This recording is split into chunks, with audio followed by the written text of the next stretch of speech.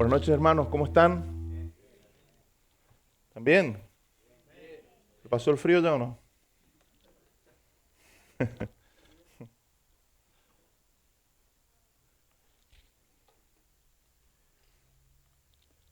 Quiero compartir una palabra que se encuentra en el libro de los Romanos, la epístola de Pablo a los Romanos, capítulo 10.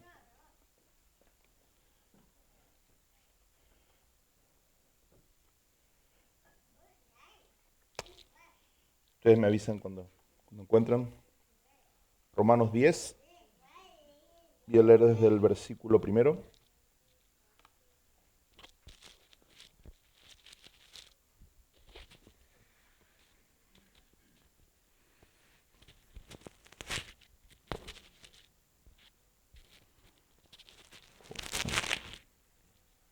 Ahí. Hola, hola. ¿Escuchan? Sí. Bien. ¿Estamos? ¿Leemos? Hermanos, Romanos 10:1. Hermanos, ciertamente el anhelo de mi corazón y mi oración a Dios por Israel es para salvación. Porque yo les doy testimonio de que tienen celo de Dios, pero no conforme a ciencia. Porque ignorando la justicia de Dios y procurando establecer la suya propia, no se han sujetado a la justicia de Dios. Porque el fin de la ley es Cristo, para justicia a todo aquel que cree. Amén. Vamos a orar. Señor, quiero darte gracias esta noche por estar juntos una vez más. Quiero darte gracias porque podemos alabarte. Quiero darte gracias por tu palabra. Y quiero pedirte, Señor, que esta palabra pueda traer luz a nuestras vidas, pueda traer edificación, consolación, fortaleza, Padre. Te necesitamos, Dios, y sabemos que tu palabra es alimento para nuestra alma, Padre. Señor, gracias por estar juntos esta noche. Quiero orar especialmente por las personas que están enfermas, que no han podido venir, por aquellos que están de viaje o en celebraciones de fin de año. Bendecimos a tu iglesia donde se encuentre, Padre. Y gracias por lo que hoy podemos estar reunidos aquí, Señor. Bendito sea tu nombre, Padre. Te alabamos, te damos la gloria, nos encomendamos a ti en el nombre de Jesús. Amén. Amén. Hermanos, ciertamente el anhelo de mi corazón y mi oración a Dios por Israel es para salvación. Ustedes saben que, bueno, obviamente si dice hermanos, le está hablando a la iglesia en Roma. Sabemos que le está escribiendo a los hermanos en Roma, Pablo. Y la iglesia en Roma era una iglesia mixta. Había hermanos que eran judíos y había hermanos que eran gentiles. Entonces Pablo en esa epístola tiene que volcar toda su teología para que haya un poco de armonía, porque estaba habiendo muchos problemas en la iglesia romana a causa del origen de los hermanos. Los gentiles con sus ideas, los judíos con sus ideas, se encontraron en Cristo, pero había conflictos, había luchas.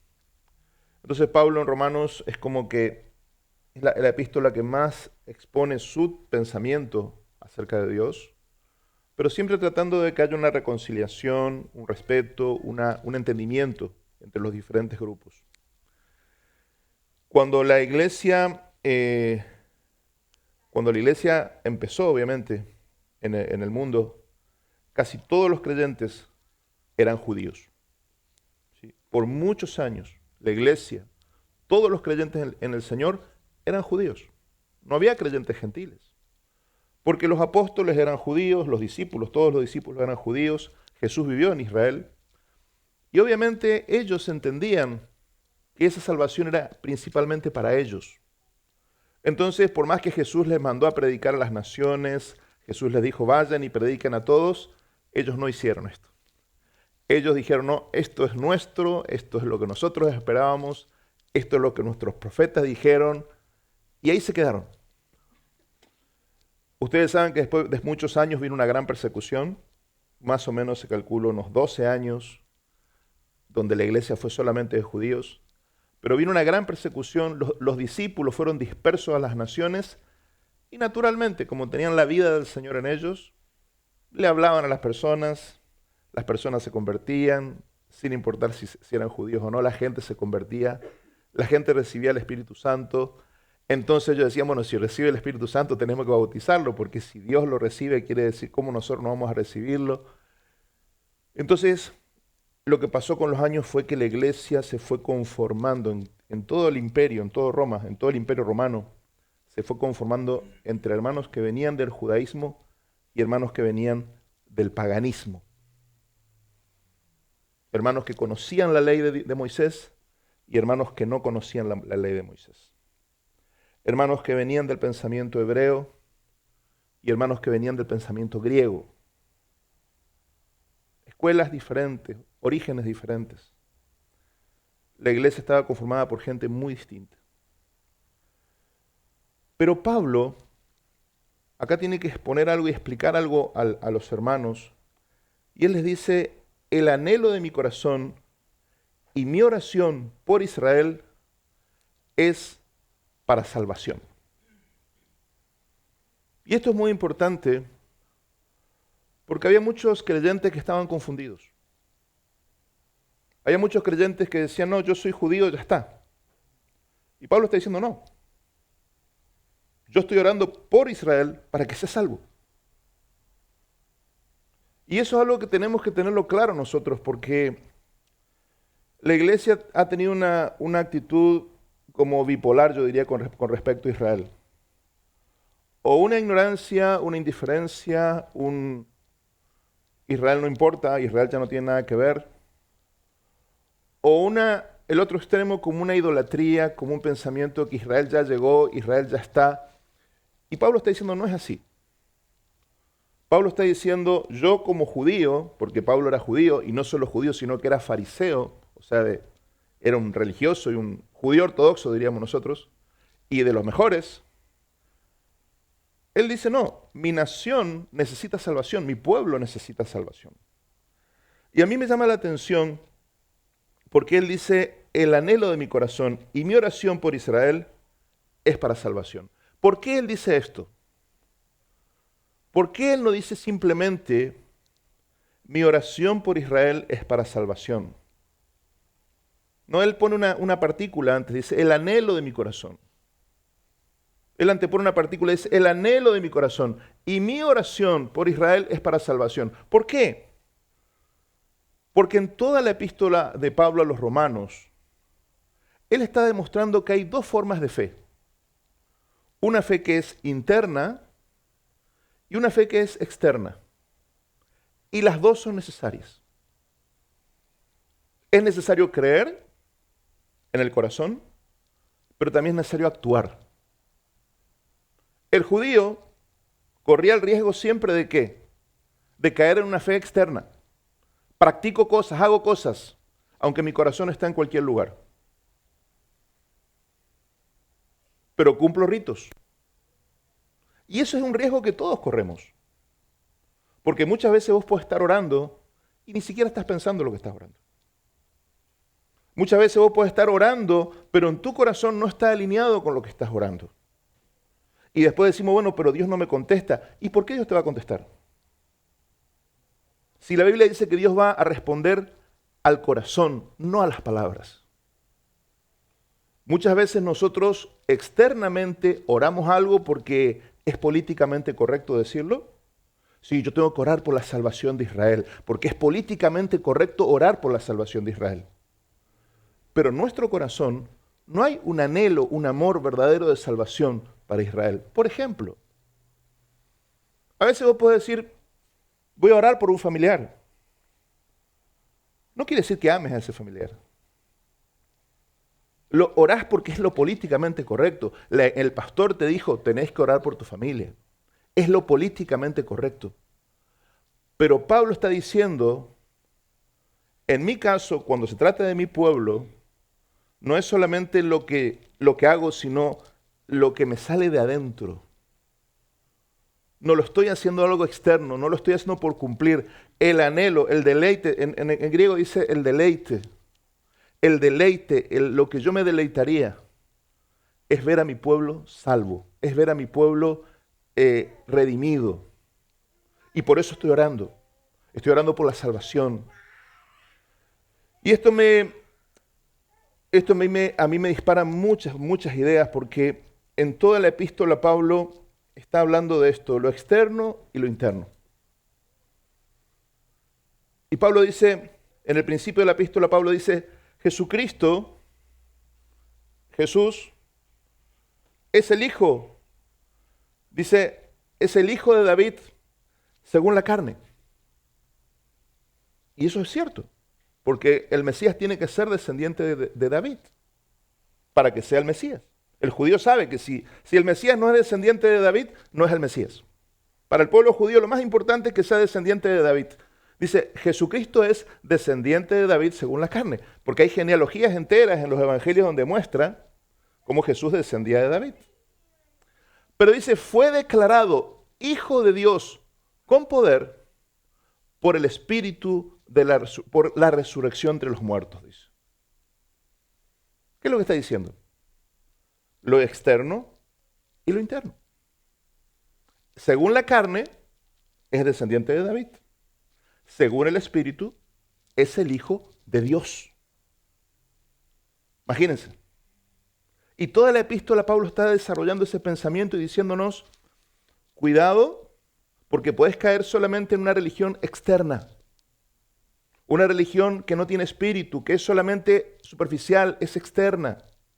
O cuidado que puedes caer en una religión que es solamente interna, pero que no tiene hechos, que no tiene acciones. Y eso es lo que él está hablando. Y cuando llega a este capítulo dice, miren, cuando yo oro por Israel, se alinea. Siento amor por Israel, siento un deseo de salvación, pero también estoy orando por ellos para salvación. Y eso es lo que tenemos que entender. Aquellos que amamos a Israel, aquellos que admiramos tantas cosas del pueblo judío y vemos tantas cosas, tenemos que entender que el pueblo judío necesita salvación. No hay un camino alternativo. Jesucristo es el Mesías para el pueblo judío y para el no judío. Jesucristo es el Salvador para toda la humanidad y no hay un camino alternativo. Y acá Pablo lo desarrolla y dice así, porque yo les doy testimonio, versículo 2, de que tienen celo de Dios, pero no conforme a ciencia. ¿Qué quiere decir esto? Pablo está diciendo, yo como judío soy testigo de que mi pueblo, mi nación, el pueblo judío es un pueblo celoso de Dios, es un pueblo ardiente por Dios, apasionado por Dios. Yo puedo dar testimonio porque yo vengo de ahí, yo puedo decir que a mí no me contaron, yo lo he visto, soy testigo, dice él. Yo no lo leí en algún libro, yo soy testigo desde adentro. Yo sé que mi pueblo es apasionado por Dios, pero no conforme a ciencia. ¿Qué quiere decir esto? Que tienen un celo que no está basado en el conocimiento de la realidad. ¿Por qué? Porque cuando Pablo está escribiendo esto, son años después de que el pueblo judío había rechazado al Mesías. Entonces, ese mismo pueblo que empieza con Abraham, que empieza con un hombre totalmente ignorante, pagano, y Dios lo busca en su amor y su gracia, y en su gracia se da a conocer a él. Y con ese hombre ignorante, ese hombre anciano, idólatra, Dios empieza su nación, su pueblo, ahí nace Isaac, nace Jacob, empieza la nación de Israel. De ahí viene el pueblo judío, de ahí vienen los reyes de Israel, los profetas de Israel, ahí se escribe la Torá, se escribe el Tanaj. Ese mismo pueblo que tenía que haber sido el primero en recibir al Mesías y decir, bueno, este es el Mesías para el mundo entero, porque ese era el plan de Dios, ese mismo pueblo rechazó y colaboró en que ese Mesías sea muerto. Y nada más y nada menos que en Jerusalén. Esa misma semana, cuando Jesús entró en Jerusalén en la Pascua, y mucha gente lo recibió como diciendo, este es el rey que llega, y pusieron las palmas en el camino y lo pusieron sus telas, sus túnicas para que él camine por encima. Esa misma semana, los sacerdotes en el templo estaban sacrificando todos los días para que Dios les perdone los pecados. El Salvador de ellos estaba ahí entre ellos. Y ellos seguían en el templo sacrificando. Ellos mismos hicieron un juicio totalmente contrario a la Torá. Porque en la Torá está prohibido juzgar de noche. Pero hicieron un juicio nocturno. Hicieron un juicio nocturno, ¿para qué? Para que los fariseos no participen. Solamente los saduceos, los que manejaban el templo, juzgaron a Jesús por la noche, porque los fariseos no iban a participar de un juicio nocturno, porque estaba prohibido por la Torá.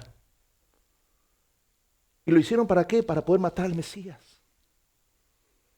Porque el Mesías venía a romperles el esquema, venía a romperle el negocio a ellos. ¿Usted me está entendiendo? Entonces Pablo dice, por un lado les dice, miren, yo amo a mi pueblo. Yo oro por la salvación de mi pueblo. Mi pueblo es celoso de Dios. Pero mi pueblo se equivocó. Mi pueblo erró el camino. Mi pueblo no es apasionado, pero se equivocaron porque no entendieron, ignoraron lo que Dios estaba haciendo. Así como por generaciones Dios se reveló a ellos y ellos fueron recibiendo cosas. Pero también recuerden esto. ¿Qué hizo Israel con los profetas? Los mató. Sistemáticamente los apedreó, los rechazó, los encarceló, los mató. ¿Y dónde? En Jerusalén. Jesús no podía ser diferente. Jesús dijo, para que venga sobre ustedes toda la sangre de todos los profetas, venga sobre ustedes. Esto es muy, muy importante que lo entendamos, porque cuando nosotros no entendemos lo que Dios está haciendo, vamos a hacer lo que hizo Israel. Vamos a querer establecer nuestro propio sistema, nuestra propia forma de caminar con Dios. Y nos va a pasar lo mismo que a Israel le pasó. Vamos a sufrir muchas cosas que Dios no querría que suframos. Por no tener la sencillez, la simpleza de aceptar las cosas a la manera de Dios.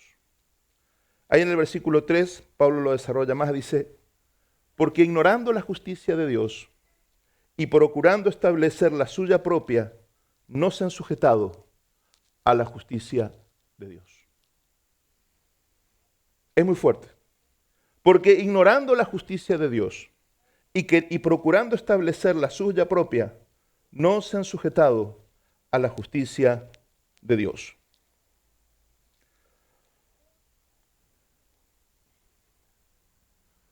Como Israel rechazó al Mesías, rechazó al Salvador, tuvo que establecer un propio sistema para salvarse. Y ese es el gran riesgo que todos nosotros al que todos estamos expuestos. Porque Israel tenía una expectativa de cómo el Mesías tenía que ser. Tenía una expectativa de cómo la justicia de Dios se va a manifestar. Y había cosas que eran muy chocantes, muy chocantes. En el pueblo judío, la sangre es algo muy tremendo. La sangre, la contaminación con sangre es algo muy tremendo. Si usted lee la Torá, usted se da cuenta el tema de la sangre. El contacto con sangre era algo, ni acercarse porque era contaminante la sangre. Ahora Jesús viene un día a sus discípulos y le dice, el que no come mi carne y bebe mi sangre, no puede ser mi discípulo. Eso es muy fuerte. Dice la Biblia que en el Evangelio de Juan dice que a partir de ese día muchos dejaron de seguir a Jesús. ¿Por qué? Porque Dios estableció que el Mesías venga y el Mesías es el único que puede venir y cambiar la Torá. Es el Mesías. Porque Moisés dijo eso. Moisés dijo que iba a venir uno como él, que iba a modificar la Torá. Y Jesús hizo eso, cambió la Torá. Ahora, ¿qué pasa? A ellos no les gustó el cambio. Ellos dijeron, no, yo quiero mi forma. Yo siempre como arroz con frijoles, punto. No se toca eso, porque siempre comí lo mismo. ¿Me entienden?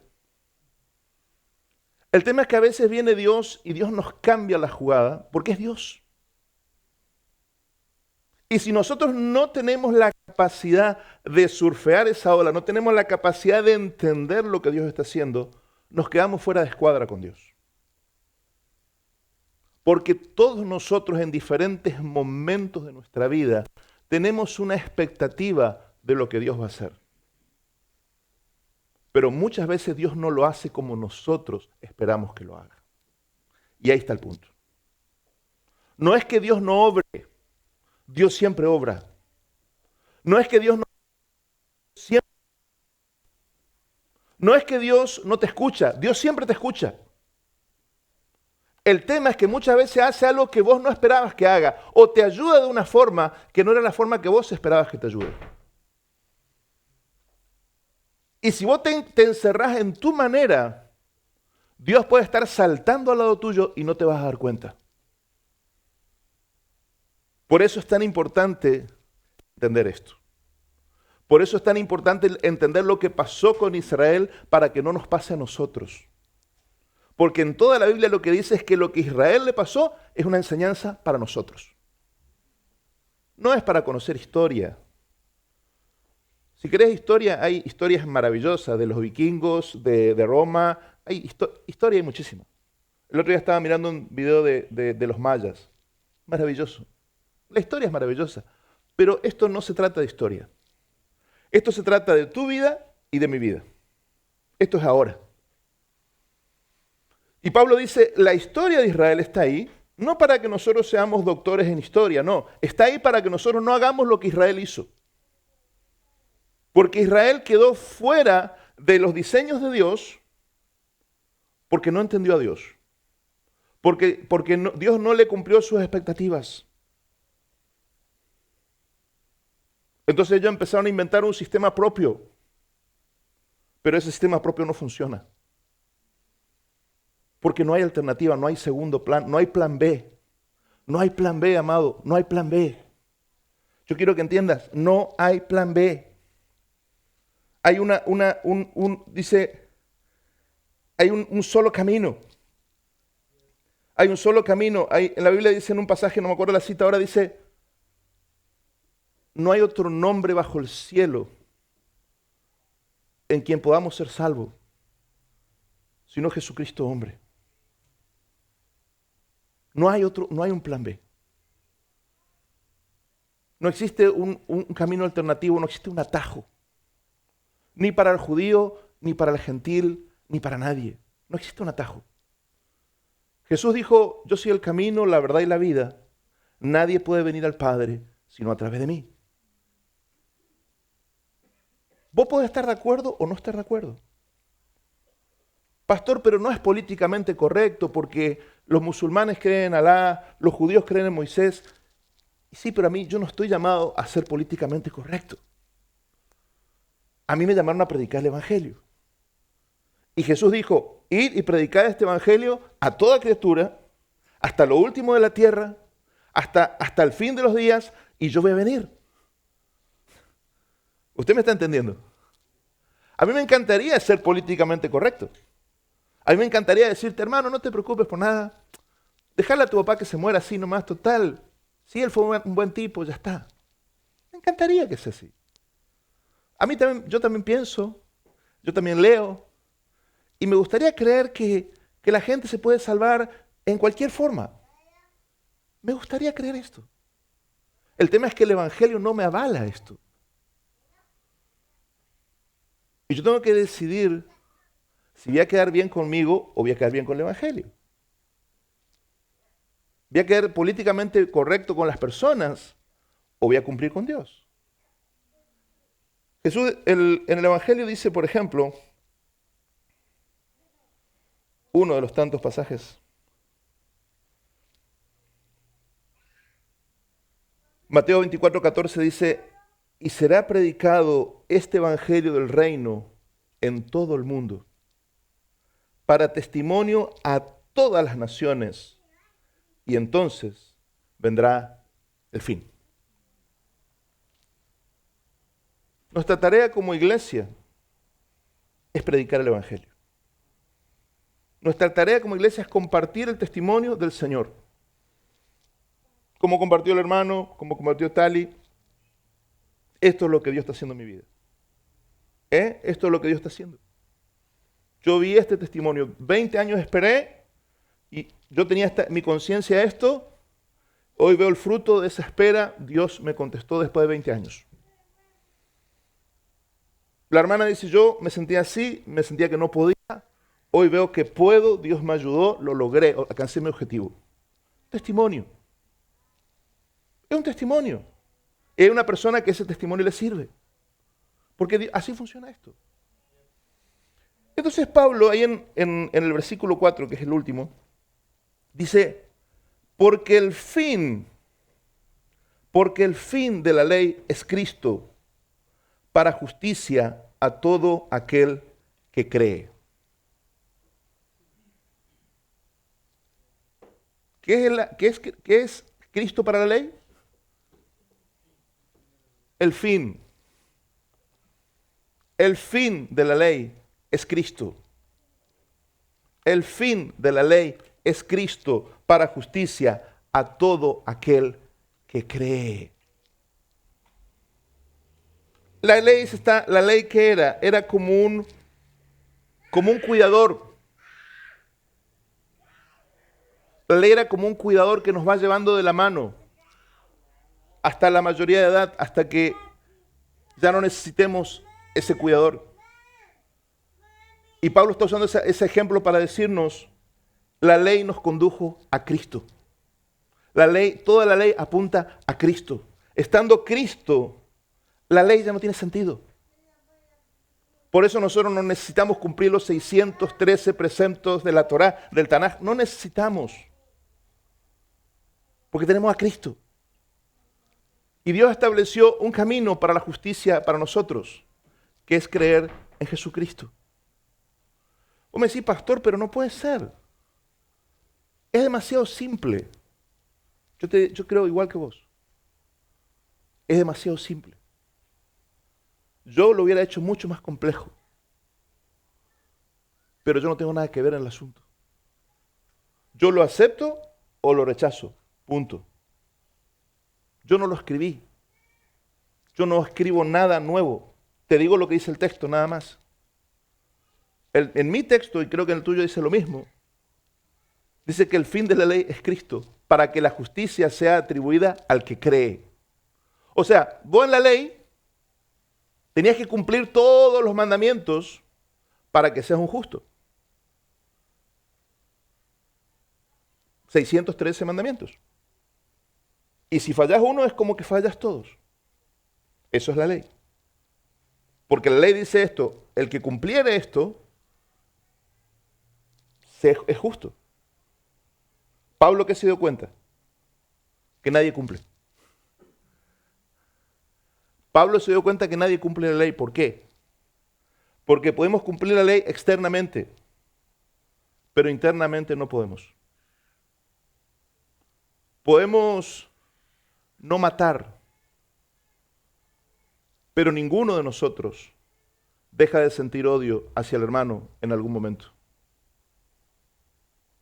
Podemos no cometer adulterio, pero ninguno de nosotros deja de tener pensamientos impuros en algún momento. O sea, lo que externamente no hacemos, porque por cualquier motivo, por miedo, por las consecuencias o por lo que sea, en el corazón sí lo hacemos. Y para Dios ya está. Ya quebramos la ley. La Biblia dice que si alguno está enojado, se mantiene resentido con el hermano, es como que si lo mata. Cuando vos no resolvés tu tema interno con las personas, es como que le estás matando al otro. En tu corazón le matás al otro. Yo te mato, te anulo de mi vida, te mato. No lo matás físicamente porque vas a ir preso. Pero lo anulás en tu corazón y lo mataste. Para Dios lo mataste. ¿Me estás siguiendo? Entonces Pablo se dio cuenta de esto y se dio cuenta que nosotros externamente podemos cumplir la ley, pero internamente nadie puede. Entonces Dios, ¿qué hizo? Lo solucionó. Mandó a un hombre, a un solo hombre, que podía cumplir toda la ley. Se llama Jesús. Nació bajo la ley, cumplió toda la ley, murió bajo la ley, y por su resurrección, cuando nosotros creemos en Él, la justicia que Él logró se nos pasa a nosotros. Eso es el Evangelio. Y si usted entendiera lo que yo estoy diciendo, todos estarían diciendo gloria a Dios. Si usted entendiera lo que yo le estoy diciendo. Porque nosotros estábamos condenados, estábamos eternamente condenados porque ninguno de nosotros podría cumplir la ley jamás. Y Dios lo solucionó de la forma que solamente Él podía solucionarlo. Porque todo lo que Dios, todo lo que funciona en Dios, viene de Él. Todo lo que funciona en Dios viene de Él, nunca es algo nuestro. Por eso las religiones no funcionan. Las religiones no funcionan. El mundo tiene cada vez más religión y el mundo está cada vez peor. Las religiones no funcionan porque no vienen de Él, vienen de nosotros. Podemos seguir fabricando, inventando religiones, cada uno en una esquina abre un templo y hace una religión nueva y un grupo nuevo y una secta nueva y algo. Y el mundo no está mejor. Porque Él ya mandó la solución. Jesús vino al mundo a salvarnos. ¿Es demasiado simple? Totalmente. Yo lo hubiera hecho mucho más complejo, mucho más... Qué bueno que yo no soy Dios. Porque yo lo hubiera hecho mucho más complicado. Como que alguna cosa tengo que poner, ¿no? Que es tan fácil esto, ¿no? Que creo en Cristo y soy salvo. ¿Cómo qué? ¿Qué onda? Algo hay que hacer, algún sacrificio, hay que ir caminar a algún lado, hacer alguna cosa. Yo le hubiera puesto algún obstáculo. Lo hubiera hecho un poco más difícil. No. Dios dijo no. El que cree en mi Hijo tiene la vida. El que no cree en el Hijo no tiene la vida. Qué loco. Usted me dice a mí, ¿es razonable? No sé. Porque es por fe. Es por fe. ¿Lo crees o no lo crees? Es así de simple. Si vos me pedís a mí un razonamiento complejo del tema, no lo tengo.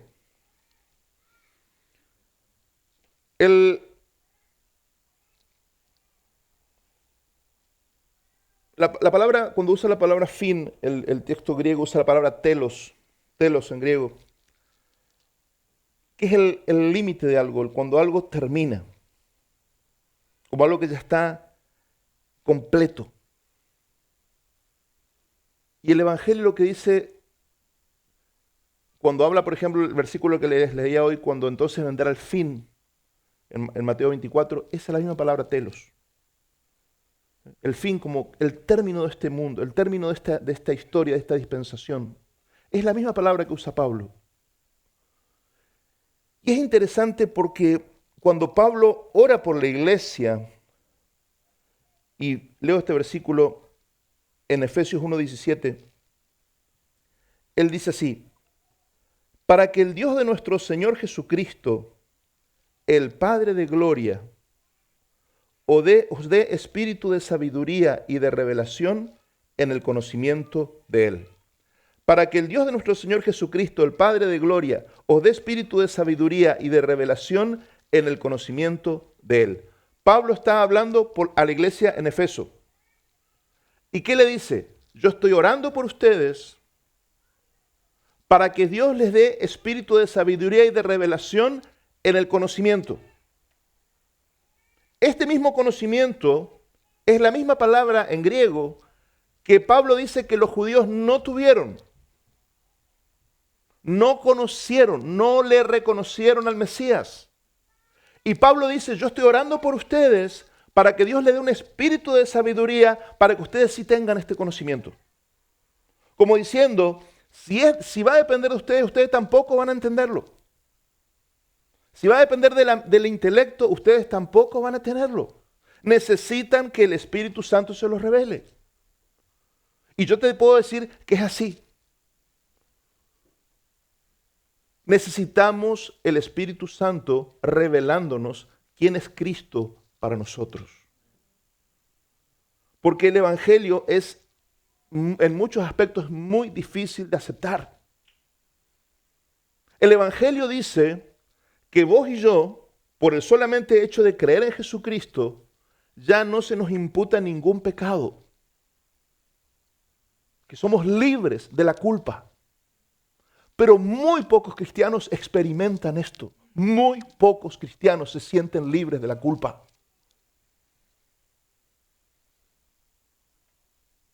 Y toda nuestra vida, muchas veces siendo cristianos por años, seguimos llevando mochilas de culpa sobre nosotros. Mientras que Dios ya nos perdonó, mientras que Jesús ya pagó con su sangre, ya nos liberó de todo y nosotros seguimos llevando la culpa porque no tenemos revelación sobre esto.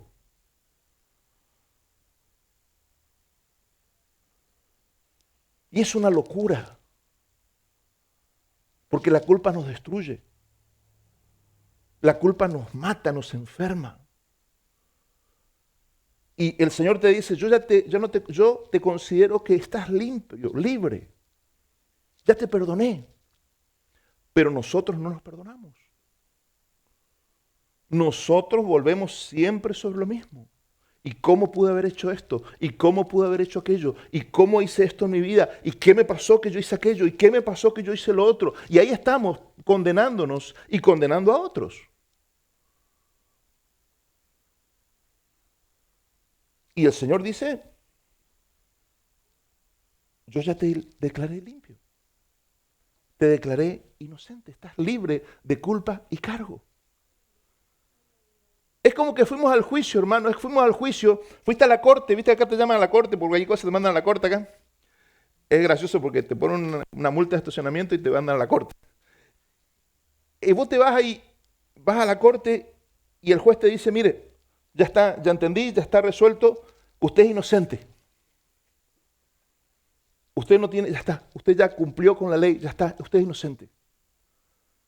Y vos te quedás sentado ahí hasta la muerte.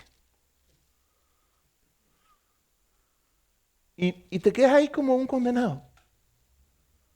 Toda la vida. ¿A vos te parece razonable? ¿A vos te parece lógico? ¿A vos te parece vivir como un condenado mientras que el juez te declaró inocente? ¿Te parece normal? No es normal, pero lo hacemos todo el tiempo. Todo el tiempo seguimos viviendo como culpables, mientras que el Señor dijo, sos inocente. Ah, no, pero ¿sabes lo que pasa, Señor? Es que tal cosa... No, es que nunca dependió de vos. No es porque seas bueno o malo o mejor o peor, no, es porque mi hijo es perfecto, es justo y lo que hizo en la cruz está completo, está consumado.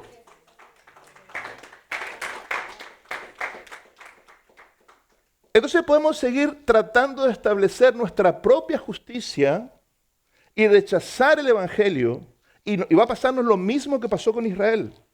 Y no vamos a entender lo que Dios está haciendo en nuestra vida porque estamos queriendo decirle a Dios cómo tiene que Él hacer las cosas. Y estamos nosotros autoacusándonos mientras que Él dijo, ya sos libre, andate a tu casa. Y nosotros seguimos ahí. Entonces estamos despreciando el regalo de Dios. Estamos despreciando y cuando despreciamos, ¿saben por qué despreciamos? Por orgullo despreciamos. Cuando uno desprecia algo es por orgullo. Cuando a vos te dan un regalo y vos lo despreciás es por orgullo. No, esto es poca cosa para mí. Y el tema es que la salvación de Dios es un regalo, es un don. No hay nada que nosotros podamos hacer. No se trata de que seamos buenos, malos, ricos, pobres, latinos, americanos, africanos, no. Es un regalo para aquel que lo recibe, para todo aquel que cree. Pero es un regalo. Y para recibir un regalo hace falta una actitud de recepción. Yo necesito recibir el regalo. A todos los que, dice, a los suyos vino, los judíos, y los suyos no le recibieron. Pero los que le recibieron, les dio la potestad de ser hechos hijos de Dios. Y de su gracia tomamos todos, gracia sobre gracia. Ahí está el proceso, ahí está el proceso. Yo recibo el regalo y tengo un grado de luz sobre el regalo. Pero tengo que crecer en la gracia. Porque tengo diferentes niveles que tengo que ir entendiendo lo que Cristo hizo para mí, lo que Cristo significa para mí. Por eso hay personas que tal vez años están esperando algo de parte de Dios. Porque no tienen entendimiento, no tienen un grado de entendimiento, no pueden recibir eso que Dios tiene para ellos. Por eso la oración de Pablo. Estoy orando por ustedes. Estoy orando, iglesia, para que tengan espíritu de sabiduría y de revelación en el conocimiento. Y eso tendría que ser nuestra oración. Esa tendría que ser nuestra oración permanente.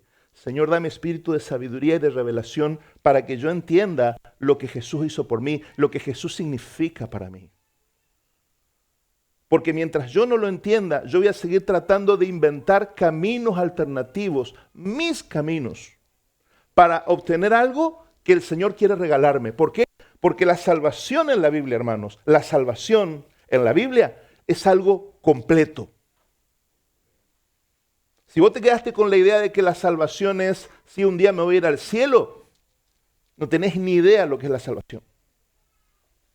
En la Biblia que vos tenés ahí, la que yo tengo acá, salvación es algo completo.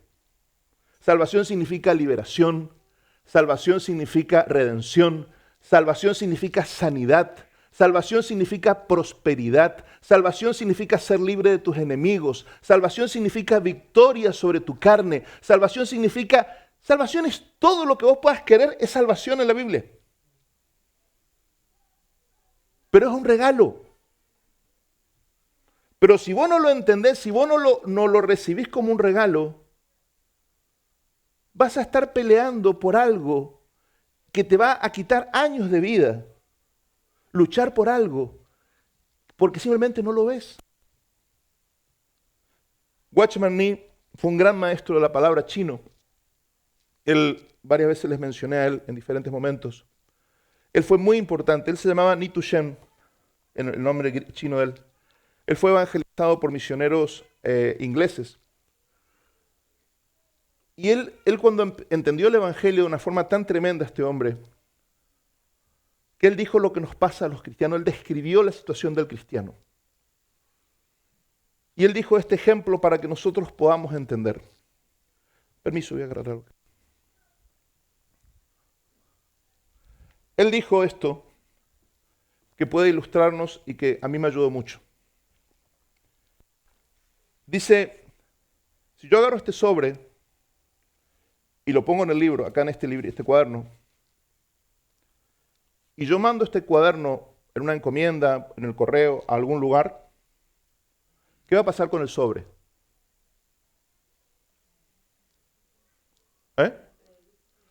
Donde el libro vaya, el sobre va a ir. ¿Sí o no? Porque el sobre está dentro del libro. El sobre está dentro del libro. Yo mando el libro, yo quemo el libro, ¿qué pasa con el sobre? Se quema. ¿Sí o no? Lo pongo acá, los dos están acá. Pongo acá, los dos están acá. Ni Tu Shen dijo, ¿qué hizo Dios con nosotros? Nos puso en Cristo. Todo lo que le pasa a Cristo, nos pasa a nosotros. Cuando Cristo murió en la cruz, nosotros también morimos. Cuando Cristo resucitó, nosotros también resucitamos. ¿Dónde está Cristo ahora? ¿Dónde está Cristo ahora? Sentado en los cielos, a la diestra. ¿Y dónde estamos nosotros? ¿Qué? En lugares celestiales, sentados juntamente con Él. Eso es lo que Dios ve de nosotros, que estamos en lugares celestiales. La mayoría de nosotros no estamos viviendo así. La mayoría de nosotros estamos viviendo bajo las circunstancias. ¿Por qué? que no podemos vernos sobre las circunstancias. Porque no podemos vernos en Cristo. Y seguimos queriendo decirle a Dios cómo tiene que hacer las cosas. Todo el tiempo tu mente y mi mente y mis emociones y nuestras oraciones le están diciendo a Dios lo que Él tiene que hacer. Y Dios está sentado diciendo, hijo, ¿cuándo vas a entender que ya lo hice? Y no estás disfrutando porque no puedes verlo. Otra imagen que Nitu Shen usaba mucho era, un cristiano es como una persona que está dentro de una habitación pidiéndole a Dios que lo meta en esa habitación. En otras palabras, Dios ya hizo todo lo que necesitamos. El problema es que no lo estamos viendo. No lo estamos viendo. Y nos perdemos la bendición por no verlo. Porque si no lo ves, no puedes recibirlo. Es como que vos en este momento tengas en tu cuenta $1.000.000 y vos no sabés. No sabés. No te llegó la carta del banco diciéndote que vos ganaste un premio y hay $1.000.000 en tu cuenta y vos no sabés. Y vos preocupado, ¿cómo voy a pagar la renta? ¿Cómo voy a pagar el T-Mobile? ¿Cómo voy a pagar? Y hay $1.000.000 en tu cuenta y vos no sabés. ¿De qué te sirve tener el millón si no sabés? Esto es igual. Esto es exactamente igual. En Cristo nosotros tenemos tesoros que son muchísimo más grandes que $1.000.000, muchísimo, porque en Él están escondidos todos los tesoros de la sabiduría y del conocimiento, están en Cristo. Salomón ni siquiera soñó con la sabiduría que está en Cristo, ni siquiera puede imaginarse. Por eso Jesús dijo, aquí hay alguien mucho más que Salomón. Pablo va a decir que todas las riquezas de Dios están escondidas en Cristo. Todo. Pero nosotros no lo vemos. Estamos dentro de la habitación. Pero es como que estuviéramos a oscuras. Y estamos pidiéndole a Dios que haga cosas que Él ya hizo. La sanidad no es algo en el futuro, es algo en el pasado. En la cruz, Jesús nos sanó de todas nuestras enfermedades. Pero hay hermanos que no disfrutan de la salud, porque no pueden verlo. Leen el versículo, ven que en las llagas de Cristo fuimos sanados, pero ellos no pueden verse sanos ahí. Ellos no pueden ver que eso es para ellos. Y cuando vos no puedes ver que es para vos, no lo vivís. Porque creer y ver son sinónimos en la Biblia. ¿Me entendés? Había serpientes que estaban mordiendo a los israelíes en el desierto por el pecado. Las serpientes estaban matando a los hombres. El Señor viene y le dice a Moisés, mira Moisés, hace una serpiente de bronce, levántala, y todo el que mire la serpiente, que fue mordido por serpiente, mira a la serpiente de cobre y de bronce y va a ser sano. Por solo mirar a la serpiente va a ser sano. Cuando Jesús viene, Jesús en Juan 3 dice, porque así como la serpiente fue levantada en el desierto, así es necesario que el Hijo del Hombre sea levantado para que todo aquel que en Él cree no se pierda, sino que tenga vida eterna. Así como como el pueblo de Israel miraba a la serpiente y recibía sanidad, cuando vos podés mirar a Cristo como tu sanidad, recibís la sanidad. Pero tenés que poder verlo. Si vos no puedes verlo, si vos no recibís la revelación del Espíritu de esto, vas a estar todo el tiempo dependiendo de la ciencia, del medicamento, de la sopita de pollo, de lo que vos quieras.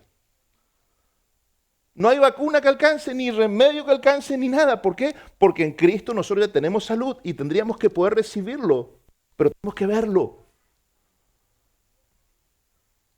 ¿Usted me está entendiendo a mí esta noche?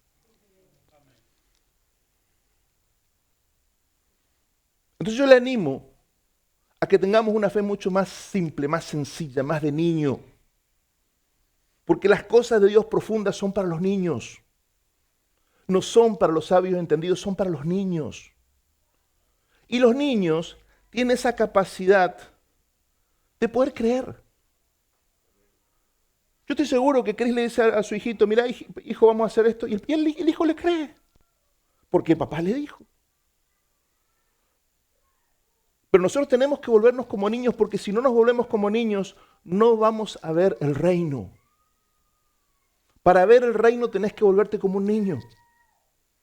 Para ver el reino tenés que volverte simple. Padre, no lo veo, pero quiero verlo. Papito, no lo estoy viendo, pero quiero. Papito, yo no me considero justo, me considero un desastre. Pero vos decís que soy justo, yo quiero verme así.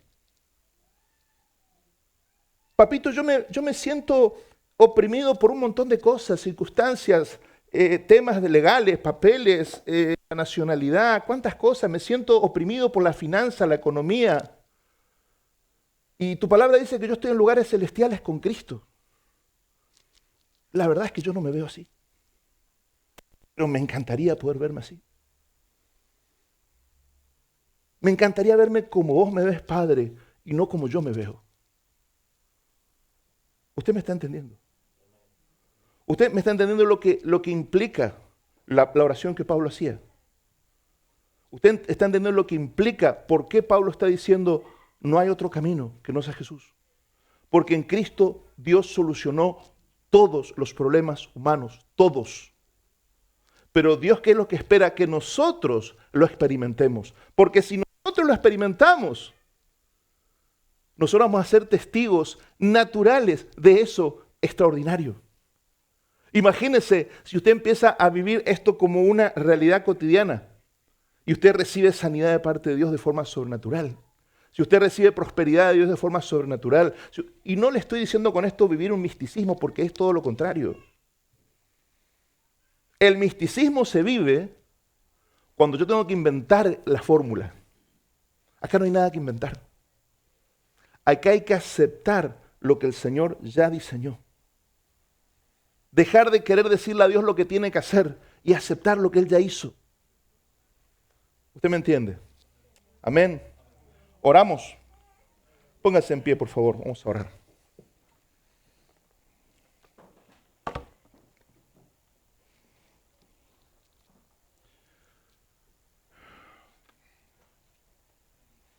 Padre, en esta noche te doy gracias.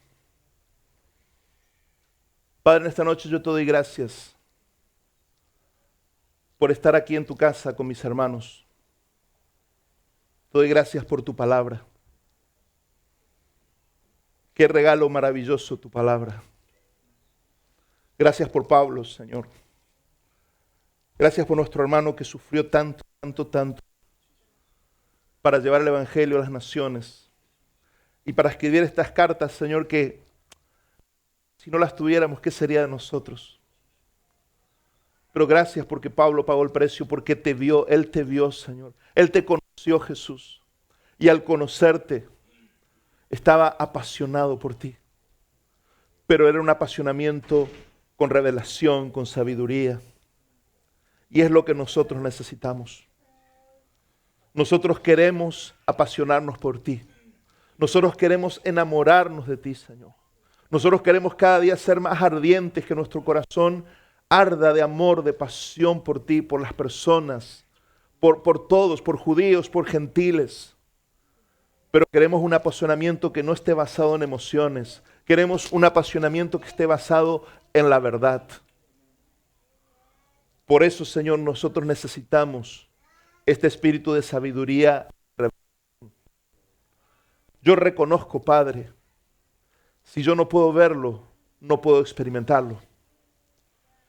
Padre, yo oro hoy por nosotros, como iglesia esta noche, yo oro por nosotros, para que recibamos, Señor, este espíritu de sabiduría y de revelación. Y yo oro, Señor, para que esto se convierta en la oración cotidiana de la iglesia, Padre. Que en lugar de estar gastando tiempo pidiéndote que hagas cosas, pidiéndote que hagas milagros, pidiéndote que hagas cosas que ya hiciste en la cruz, que podamos pedirte simplemente, Señor, déjame ver lo que hiciste por mí. Déjame ver lo que la cruz de Cristo significa, Señor. Déjame ver, Señor, lo que se consumó en el Calvario. Déjame verlo, necesito verlo, Señor. Padre, quiero verme sano en Cristo, Señor. Quiero verme justo en Cristo. Quiero verme completo en Él, Señor. Quiero verme en lugares celestiales con Él, Señor. Padre, mi necesidad no es de que hagas nada. Mi necesidad es que yo pueda ver lo que ya hiciste. Padre, mi necesidad es que mis ojos sean abiertos para que yo pueda ver lo que tú ya hiciste por mí, Señor. Padre, en el nombre de Jesús, yo te pido que nos llenes de sabiduría, de entendimiento, pero la sabiduría de los niños, Padre. No la sabiduría de los entendidos, de los vanidosos, de los que se creen superiores a los demás, sino la verdadera sabiduría, Señor. La sabiduría que disfruta de la salida del sol, Padre. La sabiduría que disfruta de las cosas simples. La sabiduría que es capaz de deleitarse en lo más cotidiano, en lo más trivial. La sabiduría que es capaz de decir gracias por un plato de comida. Gracias por un vaso de agua. Gracias porque tengo trabajo. Gracias porque estoy aquí. Señor, el problema no es que salga el sol o no salga. Muchas veces somos ciegos y no tenemos ni un minuto para levantar la cabeza y ver que el sol nos está alumbrando, Señor. Muchas veces somos insensibles y el sol está irradiando su calor y nos olvidamos de los días de frío cuando no había sol. Padre, ayúdanos a ser más simples y sencillos, más niños para creerte. Señor, yo sé que en un punto el Evangelio es un misterio. Hay cosas que yo no puedo explicarlas. Pablo mismo, Señor, muchas veces era incomprendido, rechazado,